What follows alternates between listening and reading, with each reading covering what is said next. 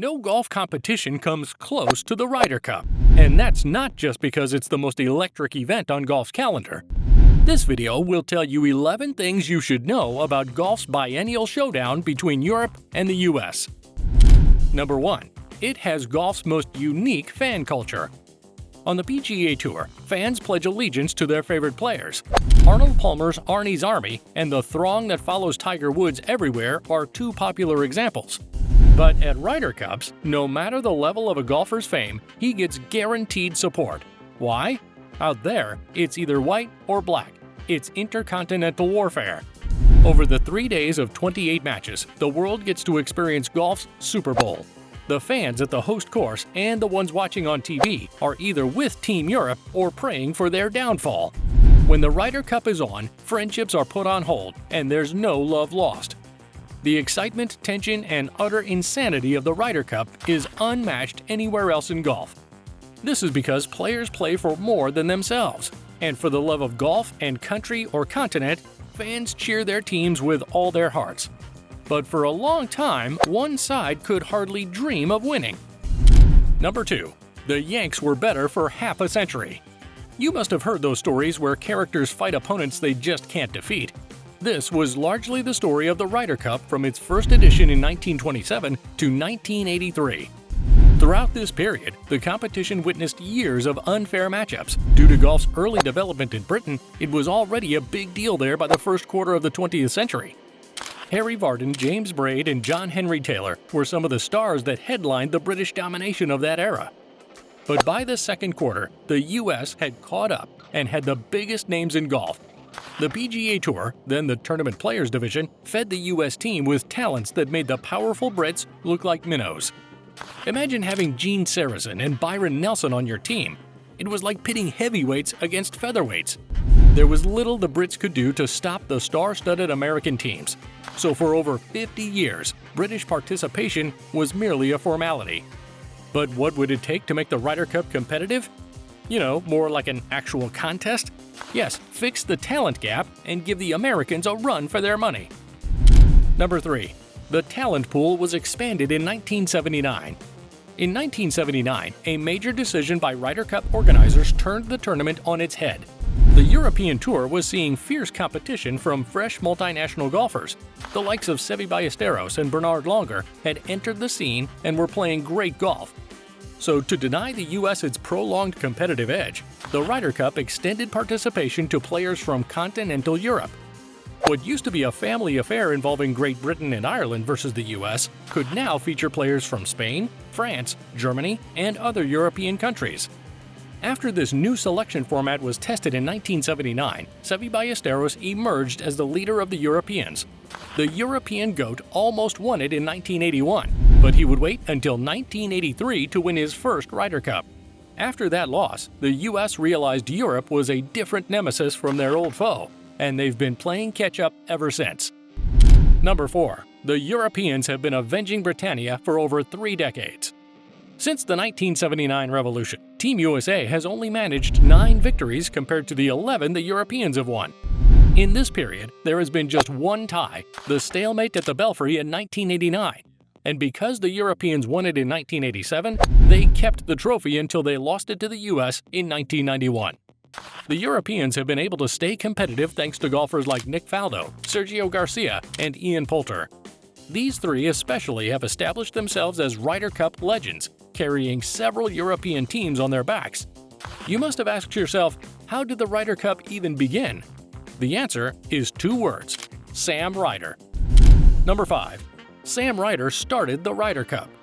Samuel Ryder was an English businessman who made his fortune from selling seed packets for a penny through the mail.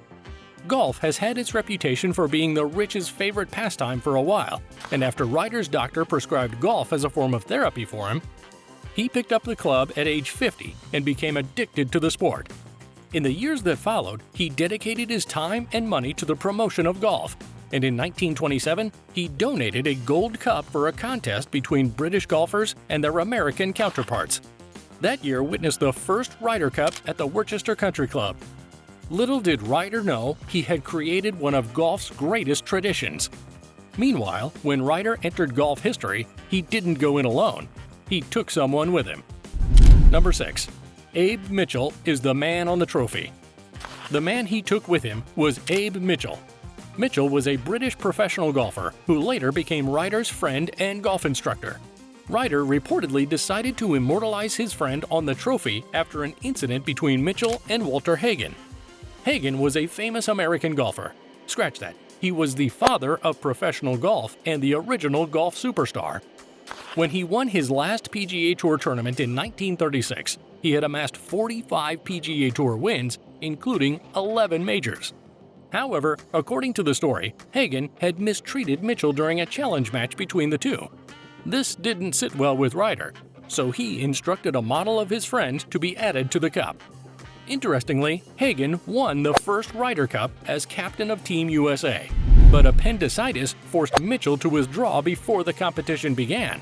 If you've enjoyed the video so far, wait till you hear the next set of wacky, weird, and wild facts. Number 7. Ryder Cup is the worst-dressed golf competition.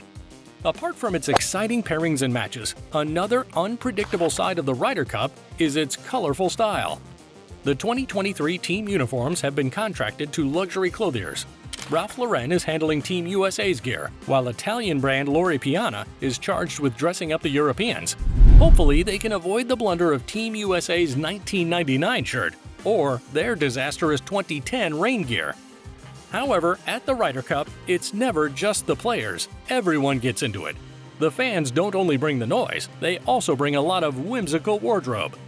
While the teams are engaged in their battles, golf's ultra fans put on a flamboyant sideshow with an array of ridiculous fashion choices.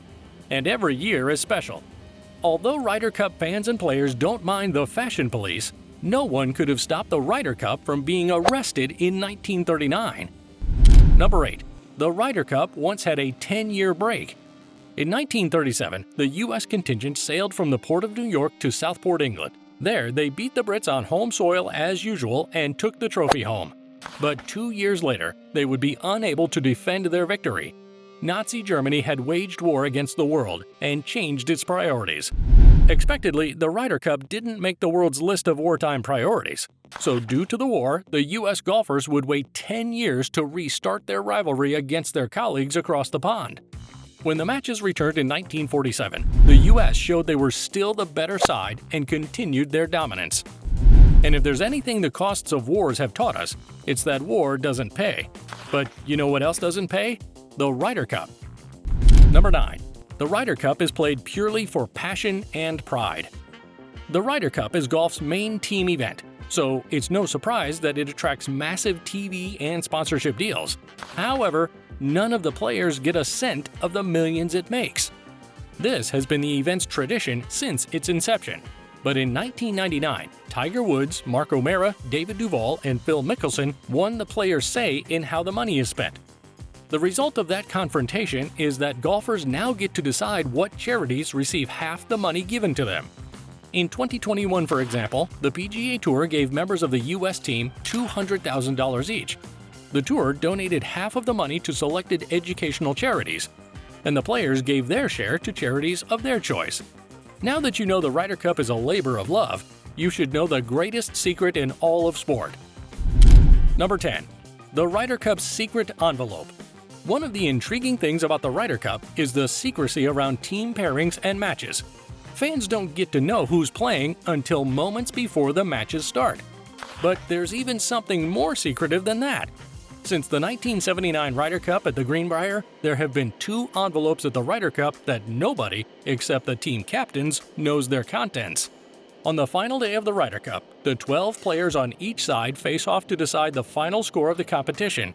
But unknown to them and everybody else, the 2 captains have secretly picked one player from their teams and submitted their names in sealed envelopes to the judges.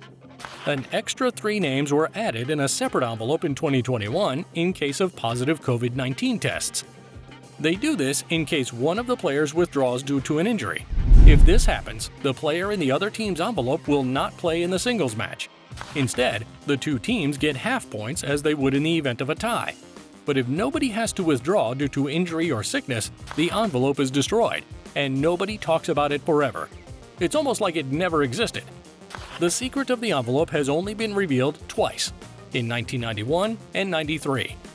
Curtis Strange, captain of the U.S. at the Belfry in 2002, once called it the most uncomfortable thing I ever had to do. It might be a while before we know the names in the mysterious envelopes, but there are some Ryder Cup facts you should totally know. Number 11. Ryder Cup by the numbers. Sergio Garcia became the youngest player in the history of the Ryder Cup in 1999. He was only 19 years, 8 months, and 15 days old when he played on the European team at the Battle of Brookline.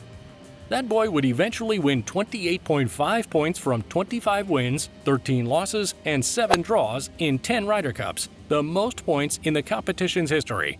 Phil Mickelson played his first Ryder Cup for Team USA in 1995 and went on a 12-tournament run that ended in 2018.